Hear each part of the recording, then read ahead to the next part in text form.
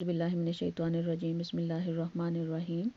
آج میں آپ کو ایک واقعہ بتاؤں گی جو ابو سفیان، الاخنس اور ابو جہل کے بارے میں ہے کہ کس طرح وہ قرآن کے بارے میں جو ہے اس کو سننے کے لیے رات کو اٹھ کے تو جا کے حضور پاک صلی اللہ علیہ وآلہ وسلم کی تلاوت کو سنتے تھے۔ تو یہ واقعہ جو ہے ابن اسحاق اور طبرانی دونوں میں لکھا ہوا ہے کہ الاخنس، ابو سفیان اور ابو جہل جو ہیں یہ رات کو جب حضور پاک صلی اللہ علیہ وسلم تہجد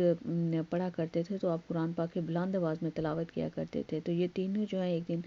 قرآن پاک کو سننے کے لیے آپ کے گھر کے باہر تھے، اور پھر جب آپ نے فجر کے وقت تلاوت ختم کی ہے تو یہ تینوں جو آپس میں ٹکرائے ہیں، پھر ایک دوسرے سے پوچھنے لگے ہیں کہ کیا تم اس وقت کیا کر رہے ہو، تم اس وقت کیا کر رہے ہو، تو سب نے جو ہے بہانہ بنا دیا۔ دوسرے دن پھر اسی طرح ہوا، پھر تیسرے دن بھی اسی طرح ہوا۔ تو پھر تیسرے دن انہوں نے کہا کہ ابھی ہم نے نہیں آنا ہے قرآن پاک سننے کے لیے، کیونکہ لوگ اگر ہمارے قبیلے کے لوگوں کو پتہ چل گیا کہ ہم اسلام میں دلچسپی لے رہے ہیں اور قرآن پاک کو رات کو اٹھ کے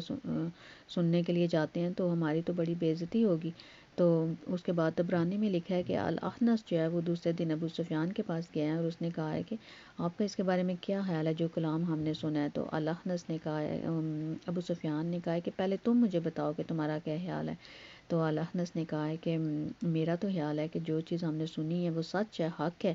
تو ابو سفیان نے کہا کہ مجھے کچھ کی سمجھ آئی ہے لیکن کچھ کی مجھے سمجھ نہیں آئی ہے۔ ابو سفیان کا آپ کو پتہ ہے کہ انہوں نے بعد میں اسلام قبول کر لیا تھا۔ اور پھر وہ ابو جہل کے پاس گیا اور اس نے جا کے کہا ہے کہ ابو جہل تمہارا اس کے بارے میں کیا خیال ہے جو ہم نے کلام سنا ہے۔ تو ابو جہل نے کہا ہے کہ اس نے کہا ہے کہ میں بنو مخزوم سے ہوں اور وہ بنو ہاشم یعنی بنو مناف میں سے ہے، اور ہمارے دونوں قبیلوں کا ہمیشہ آپس میں مقابلہ ہوتا تھا۔ اگر وہ لوگ حاجیوں کو پانی دیتے تھے تو ہم بھی حاجیوں کو پانی دیتے تھے، اگر وہ کھانا کھلاتے تھے تو ہم بھی کھانا کھلاتے تھے۔ تو اگر میں آج اس بات کو قبول کر لوں کہ محمد صلی اللہ علیہ وآلہ وسلم جو ہیں ان کے قبیلے میں اٹھ کے وہ کہہ رہے ہیں کہ میں اللہ کا رسول ہوں اور وہ ایک رب کی عبادت کی دعوت دے رہے ہیں اور کہہ رہے ہیں کہ بتوں کو بت پرستی چھوڑ دو، تو اگر میں اس بات کو قبول کر لوں تو اس کا مطلب ہے کہ ہمارا قبیلہ جو ہے وہ کم تر ہو جائے گا۔ تو اس لیے اس نے جو ہے